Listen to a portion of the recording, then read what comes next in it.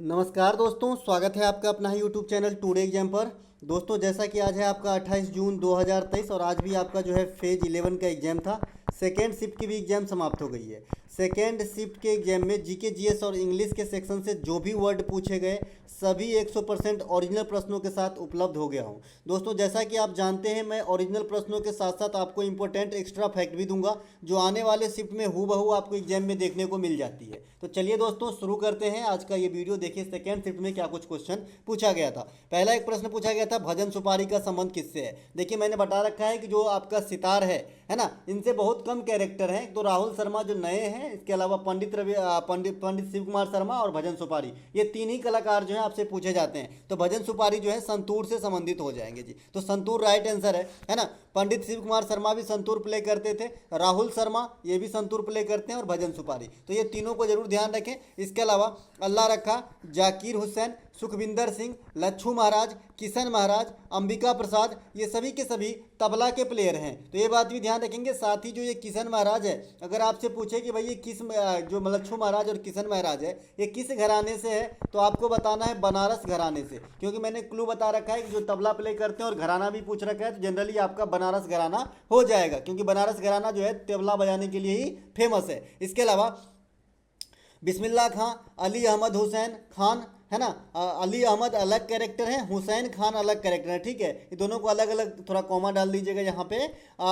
बिस्मिल्लाह खां तो सभी जानते हैं, 2001 में भारत रत्न के विजेता हैं आपका बिस्मिल्लाह खां साहब, शहनाई बजाते थे। अली अहमद अलग कैरेक्टर हैं, हुसैन खान अलग कैरेक्टर हैं, ये शहनाई प्ले करते थे। शहनाई में मैंने आपको बता रखा है कि कितने उंगुल छिद्र होते हैं या फिर उंगली वाली छिद्र होती हैं, तो आपको बताना है भाई ये 7, ठीक है। इसके अलावा अमजद अली खान, है ना, अली अकबर खान, अलाउद्दीन खान ये सरोद प्ले करते थे। ब्रिजभूषण काबरा जी गिटार प्ले करते थे। तो ये सब ध्यान रखना है। इसके अलावा एक क्वेश्चन पूछा गया है, हालांकि इस प्रकार के कोई क्वेश्चन बैठ नहीं रहे हैं।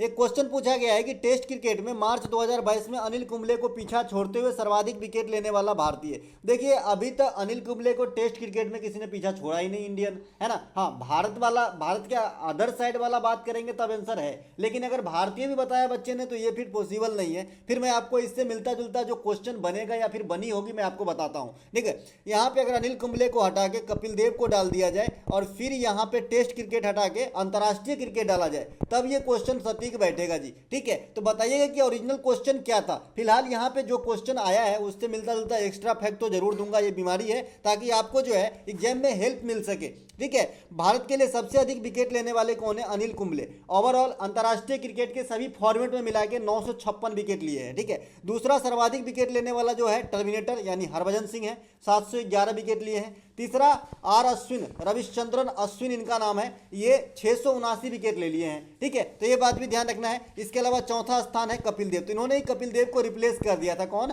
आर अश्विन, ठीक है, वही 2022 में। अब तो और ज्यादा हो गया होगा आर अश्विन का, है ना। इसके अलावा ये बुमराह सब जो है ना, ये तो कल आया जी, तो ये इस लिस्ट में नहीं है, ठीक है।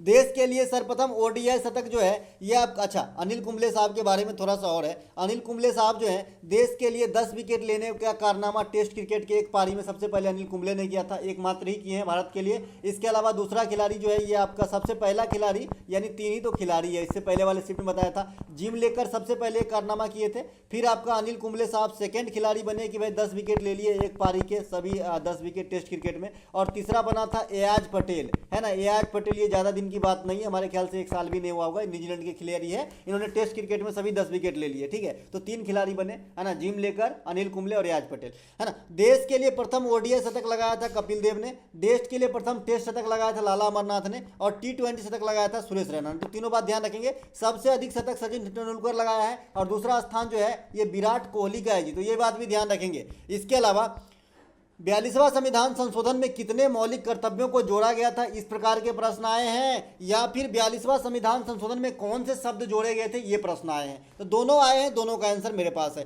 42वां संविधान संशोधन में आपका जो नीति तत्व यानी डीपीएसपी के थ्रू 51 के ए आर्टिकल को क्रिएट करके मौलिक कर्तव्य ऐड किया गया, तो 10 प्रकार के किए गए, ठीक है। इसके अलावा 42वां संविधान संशोधन 1976 में होता है, स्वर्ण सिंह समिति की अनुशंसा पे होती है। 10 प्रकार के मौलिक कर्तव्य जोड़े गए थे। संविधान के भाग 4A में रखे गए हैं हैं और आर्टिकल 51 के ए में रखे गए हैं। लेकिन वर्तमान में 11 मौलिक कर्तव्य हैं। 2002 में शिक्षा वाला मौलिक कर्तव्य जो आपका 86वां संविधान संशोधन के द्वारा जोड़ा गया, तो इस प्रकार से बढ़ के 10 से 11 हो गया। किस देश के संविधान से लिया गया है? तो रूस के संविधान से लिया गया है। इसके अलावा समाजवादी, अखंडता, धर्मनिरपेक्षता, ये तीनों शब्द जो है ये आपके 42वां संविधान संशोधन 1976 के द्वारा ही जोड़ा गया है। शिक्षा, वन, न्याय, प्रशासन, ये तीनों विषय को जो है इनको जो है समवर्ती सूची में लाया गया। तो ये बात भी ध्यान रखना है। इसे लघु संविधान, मिनी कॉन्स्टिट्यूशन कहा जाता है, तो ये बात भी ध्यान रखना है। इसके तहत और भी काम किए गए थे, जैसे लोकसभा के कार्यकाल वगैरह को बढ़ा दिया गया था, बाद में फिर रिवर्ट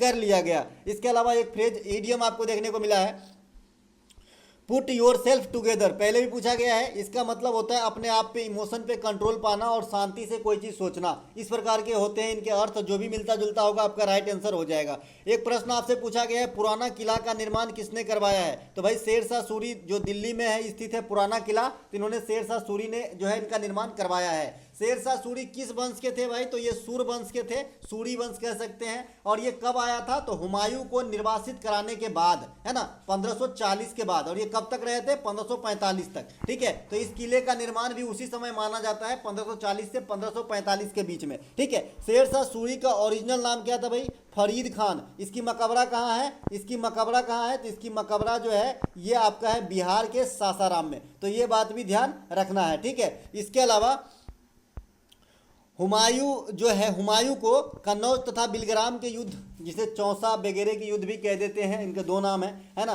तो ये जो है आपको हराया था। इनको कौन? हुमायूं को हराया था कौन? शेरशाह सूरी ने। तो ये बात भी ध्यान आपको रखना है। इसके अलावा शेरशाह सूरी रुपया चलाया था, तो ये बात भी क्वेश्चन आपसे पूछा जाता है भाई, है ना। इसके अलावा निम्नलिखित में से कौन सी पुस्तक सलमान रश्दी के द्वारा लिखा गया है? तो भाई ये पुस्तक है the Satanic versus, midnight children, और कई सैकड़ों पुस्तक है जो लिखे हैं, लेकिन जो एग्जाम में आते हूँ मैं आपको बता चुका हूँ, इन्हीं में से आया होगा the Satanic versus, midnight children, या फिर the ground beneath her feet, the golden horse, है ना। इतने पुस्तक में जो है आपका सलमान रश्दी का पूछा जाता है। ठीक है, सलमान रश्दी की अन्य पुस्तक है आपका the ground beneath her feet, है ना। इसके अलावा the golden horse, Satanic versus, midnight children, ये 4 याद रखना है। इसके अलावा a suitable boy, a suitable girl और आपका गोल्डन गेट, ये तीनों के तीनों आपके याद रखने, किसके लिए? विक्रम सेठ के लिए। Area of darkness, Ambedkar A life, A paradoxical prime minister, ये याद रखना है आपको शशि थरूर के लिए। देखिए ए एक्सीडेंटल प्राइम मिनिस्टर भी है, तो जो एक्सीडेंटल वाला है ये मनमोहन सिंह के ऊपर लिखा गया है, जिसके राइटर जो है ये संजय बारू हैं। तो ये बात अलग ध्यान रखेंगे। और ये जो पैराडॉक्सिकल प्राइम मिनिस्टर हैं इनके राइटर शशि थरूर है। ठीक है, इसके अलावा यामिनी कृष्णमूर्ति ने अपना स्कूल कहाँ खोले थे? बेसिकली समझ ही रहे हैं कि यामिनी कृष्णमूर्ति जो है डांस से रिलेटेड कैरेक्टर है, तो डांस की स्कूल खोलेगी, है ना। तो यामिनी कृष्णमूर्ति जो है ये दिल्ली के हौजे खास के पास अपनी जो है एक स्कूल खोली। इनका नाम रखा था यामिनी स्कूल ऑफ डांस, है ना, एकदम सिंपल सा नाम रखा इन्होंने, यामिनी स्कूल ऑफ डांस। ये किस डांस से जुड़े हैं भाई? तो भरतनाट्यम के प्रमुख कैरेक्टर है ना, भरतनाट्यम के जो है ये प्रमुख कैरेक्टर है। इसके अलावा भी कई सारे डांस ये परफॉर्म करती है, लेकिन इनको जो बेसिक प्रसिद्धि मिली ये भरतनाट्यम के अंदर मिली है। ठीक है, एक इसी प्रकार का एकेडमी है जो डांसर के द्वारा आपका मतलब एस्टेब्लिश किया गया था। इनका नाम है दर्पण एकेडमी ऑफ परफॉर्मिंग आर्ट। इन्होंने कौन किए थे भाई? तो ये थी महारानी कौन? मृणालिनी साराभाई। ये कौन है भाई? तो जो एक सेकेंड, विक्रम साराभाई साहब है ना, वैज्ञानिक, उनके पत्नी है। और इन्हीं की जो बच्ची है ये आपका मल्लिका साराभाई है, वो भी डांसर्स हैं, डांसर है ना। तो ये बात भी आपको ध्यान रखना है। इन तीनों फैमिली को एक साथ याद रखेंगे, ज्यादा याद रहेगा। इसके अलावा आधुनिक डांस का पिता जो है उदय शंकर को कहा जाता है। और सतरिया डांस शुरू करने का श्रेय आपसे पूछा जाता है तो शंकर देव को कहा जाता है। ठीक है, इसके अलावा बेरोजगारी दर कैसे ज्ञात की जाती है? देखिए बेरोजगारी दर कैसे ज्ञात की जाती है? बेरोजगारी कितने प्रकार की होती है? राष्ट्रीय आय कैसे निकाली जाती है? जीएनपी कैसे निकाली जाती है? ये सभी बातें मैं बता चुका हूं, है ना, कोई नई बात नहीं है जी, है ना। तो बेरोजगारी दर कैसे निकालते हैं कि किसी भी देश में, किसी भी कस्बे, किसी भी लोकेलिटी, जहां का भी आपको निकालना हो, जैसे हमें इंडिया स्तर पे निकालना है, जैसे बिहार स्तर पे निकालना है जी, तो बिहार की बात करेंगे। जब इंडिया स्तर पे निकालना है तो बिहार के अंदर जो भी चीज आता है सभी की, मतलब जो भी स्टेट और यूटी आता है सभी को लेके एक साथ कैलकुलेट करेंगे। कैसे कैलकुलेट करेंगे? तो बेरोजगार व्यक्तियों की संख्या जिनके पास कोई भी रजिस्टर्ड रोजगार न हो। ठीक है, इसके अलावा जो रोजगार में व्यक्ति है तथा जो रोजगार में व्यक्ति नहीं है, इन दोनों के एडिशन से भाग दे देते हैं किसमें? बेरोजगार व्यक्तियों की संख्या में। तो उतने परसेंट जो है बेरोजगारी माना जाता है। समझ गए। जैसे मान लीजिए कि 10 गो आदमी बेरोजगार है और 90 गो आदमी जो है रोजगार में है और यही 10 गो बेरोजगार, तो 10 को 100 से भाग दे देंगे, ठीक है, तो 0.1 हो जाएगा ना जी, 0.1 हो जाएगा। इतनी बेरोजगारी हो गई जी अगर 100 पॉपुलेशन है आपका तो, क्योंकि टोटल पॉपुलेशन तो जो बेरोजगार है वो भी पॉपुलेशन में है और जो बेरोजगार नहीं है वो भी पॉपुलेशन में है। तो मतलब यहाँ पे अगर इस समीकरण को हम संतुष्ट करें, जैसे मैंने लिखा था कि भाई इसको देख लीजिए, बेरोजगार व्यक्तियों की संख्या को, तो मान लीजिए मैं बेरोजगार व्यक्तियों की संख्या है 10, ठीक है। इसके अलावा रोजगार व्यक्तियों की संख्या, तो मैंने मान लेता है कि रोजगार व्यक्तियों की संख्या जो है 90 आदमी है और बेरोजगार पहले से आपको पता है कि 10 है, तो इस 10 को 100 से भाग देंगे, यानी रोजगार प्लस बेरोजगार दोनों को एडिशन से भाग देंगे बेरोजगार व्यक्तियों में, और जो रिजल्ट निकलेगा वो आपका बेरोजगारी प्रतिशत होती है। समझ गए। इसी प्रकार से राष्ट्रीय आय अगर निकालना है तो देश की कुल आय बटा कुल जनसंख्या, टोटल इनकम बटा टोटल जो है आपका पॉपुलेशन, इससे भाग देते हैं तो राष्ट्रीय आय निकल जाती है। इसी प्रकार से मैंने बताया था जीएनपी में क्या करते हैं, जीएनपी बराबर जीडीपी में विदेशों से प्राप्त आय को जोड़ते हैं, विदेशों से मैं यहाँ पे फॉरेन लिख देता हूँ, फॉरेन को जोड़ते हैं और इंडिजीनियस मतलब देसी वाला घटा देते हैं कि भाई विदेश के आदमी देश में आके कोई धन उपार्जन कर रहा है तो उसको घटा देते हैं। मैंने आपको उदाहरण भी दिया था जीएनपी निकालने के लिए कि मान लीजिए जीडीपी में हम वो चीज़ जोड़ेंगे, जैसे राम जो है सऊदी अरब चला गया, वहाँ नोट छाप रहा है, तो वो जो नोट छाप रहा है वो जीडीपी में जोड़ा जाएगा। और सैम नाम का कोई लड़का है जो इंग्लैंड का है और असम में आके जो है बिस्कुट फैक्ट्री में काम करके पैसा कमा रहा है, तो सैम की जो कमाई है उसको घटा देंगे तो जीएनपी निकलेगा, ठीक है, समझ रहे हैं। इसके अलावा बेरोजगारी को छेड़ा एग्जामिनर तो आपसे ये भी पूछेगा बेरोजगारी कितने प्रकार की होती है, तो भैया कई प्रकार के होते हैं, जिसमें दो प्रमुख हैं जो आपके एग्जाम में आते हैं। एक प्रच्छन्न बेरोजगारी है। प्रच्छन्न बेरोजगारी में क्या होती है कि मान लीजिए जहां 50 आदमी की आवश्यकता है, 50 मैन पावर की आवश्यकता है, वहां पे 100 आदमी लगा है। इससे क्या हुआ कि जितनी क्षमता है उस आदमी का ना उतना परफॉर्म नहीं दे पा रहा है, क्योंकि उसके पास मजबूरी है, दूसरा काम नहीं है, तो इसे प्रच्छन्न बेरोजगारी कहते हैं। इसमें से अगर 10, 20, 50 को छांट भी दिया जाए तो प्रोडक्शन पे कोई फर्क नहीं पड़ेगा, ठीक है। तो ऐसे में जैसे मैंने आपको पेपर राइटिंग का उदाहरण भी दिया था कि मान लीजिए मैं 5 पेज रोज लिख सकता हूं, है ना, और मान लीजिए किसी फैक्ट्री में 15 पेज की जो है रोजाना लिखवाने का काम है, ठीक है, और वहां पे 10 आदमी लगे हुए हैं, जबकि एक आदमी की क्षमता 5 पेज है, तो अगर और भी काम होता तो 50 पेज लिखता था 5-10 मिलके, लेकिन वो 15 ही पेज में जो है अपना काम सिमट कर रह जाती है। तो इसे प्रच्छन्न बेरोजगारी कहती है, जो खास करके कृषि सेक्टर में बहुत ज्यादा होता है। इसके अलावा मौसमी बेरोजगारी भी कृषि सेक्टर में ही ज्यादा होता है। इसके अलावा एक आता है कि भाई इकोनॉमिक्स का मतलब आपका जो है इकोनॉमिकल कंडीशन देश के अंदर यानी अर्थव्यवस्था में जब उतार चढ़ाव आती है तो ऐसे में जो बेरोजगारी उत्पन्न होती है इसे चक्रीय बेरोजगारी कहते हैं, तो इसे भी ध्यान रखेंगे, ठीक है। इसके अलावा 103वां संविधान संशोधन पूछा गया है। एक बच्चा बोल रहा है 102वां बताया गया है, पूछा गया है। मैंने आपको 101वां, 102वां, 103वां और 104वां हर दिन बताते हैं भैया, ये इंपॉर्टेंट है। 52वां, 61वां, 86वां, इसके अलावा आ जाइए भैया 21वां, इसके अलावा आ जाइए भैया 69वां जो दिल्ली से संबंधित है। तो ये सभी 42वां, 44वां याद आता जाएगा। तो ये सभी के सभी जो है अमेंडमेंट आपका काफ़ी इंपॉर्टेंट है। चलिए मैं शॉर्ट में सभी को निपटाता हूँ 1 सेकंड के अंदर। देखिए 103वां संविधान संशोधन जो है ये ईडब्ल्यूएस से संबंधित है भाई। ईडब्ल्यूएस आप समझ रहे हैं ना, ईडब्ल्यूएस जो है सामान्य वर्ग के लोग जो रेखा के नीचे आते हैं, जो मतलब गरीब तबके के हैं, उसको ईडब्ल्यूएस बोला गया है। अब जो है आप फॉर्म भरते होंगे तो इसका भी एक अलग से स्लैब दिखता होगा, ठीक है। इसके अलावा 101वां ये जीएसटी से संबंधित है दादा, 2017 में लागू करवाया गया था। असम सबसे पहले लागू करने वाला जो है बना था, जीएसटी इंडायरेक्ट टैक्स का उदाहरण है, ठीक है। इसके अलावा 102वां जो है ये आपका ओबीसी से संबंधित है जी, ओबीसी से, अदर बैकवर्ड कास्ट, ठीक है। 104वां जो है ये एंग्लो इंडियन की जो नियुक्ति होती थी राज्य के अंदर विधानसभा में गवर्नर के द्वारा और केंद्र के अंदर लोकसभा में राष्ट्रपति के द्वारा, ये सिस्टम खत्म हो गया है। साथ ही साथ इसी जो संविधान संशोधन है 104वां, इसी के तहत जो एससी और एसटी है इनको जो है 10 वर्ष के लिए आरक्षण को जो है आपको इंक्रीज किया गया है। तो ये सब ध्यान रखेंगे। तो ये चारों, इसके अलावा मैं कुछ और लिखा था, जैसे 42वां अभी आपने देखा, मौलिक कर्तव्य जोड़ा गया, शिक्षा को समवर्ती सूची में लाया गया, संसद के कार्यकाल में बढ़ोतरी किया गया, मिनी कॉन्स्टिट्यूशन कहा जाता है। 44वां संपत्ति के अधिकार को मौलिक अधिकार से हटाया गया। 52वां दल बदल से संबंधित है। 61वां मतदान की उम्र की सीमा को कम किया गया। इसके अलावा आपने अभी अभी देखा 69 ये दिल्ली को राजधानी क्षेत्र का दर्जा दिया गया था। इसके अलावा आपका 86वां शिक्षा का जो अधिकार है ये मौलिक अधिकार भी है और मौलिक कर्तव्य भी बनाया गया। कब? 2002 में 86वां संविधान संशोधन के तहत। तो ये सब जो कुछ अमेंडमेंट है जो आपको ध्यान जरूर रखना है। इसके अलावा प्रो कबड्डी लीग सीजन 8 में सबसे अधिक पॉइंट प्राप्त करने वाला डिफेंडर कौन रहा, इस प्रकार के प्रश्न पूछे गए हैं। तो भाई डिफेंडर सबसे जो ज्यादा पॉइंट प्राप्त किया ये आपका टैकल पॉइंट होता है आपका, इसमें टैकल पॉइंट दिया जाता है ना प्रो कबड्डी, कबड्डी खेल में टैकल पॉइंट है ना। तो इसमें जो है डिफेंडर जो रहा ये सुरजीत सिंह, जो कहाँ से खेलते हैं, तमिल थलाइवाज से, इन्होंने सबसे अधिक जो है पॉइंट प्राप्त किया था प्रो कबड्डी 8 के अंदर, तो ये बात भी ध्यान रखेंगे। प्रो कबड्डी 8 के विजेता जो है ये आपका दिल्ली दबंग है, इसे भी ध्यान रखेंगे। इसके अलावा जो लेटेस्ट वाला प्रो कबड्डी हुआ है 2022 में, ये आपका है प्रो कबड्डी के जो है 9वें सीजन है, और इसके विजेता रहे थे आपका जयपुर पिंक पैंथर, जो पहले सीजन के भी विजेता है, ठीक है।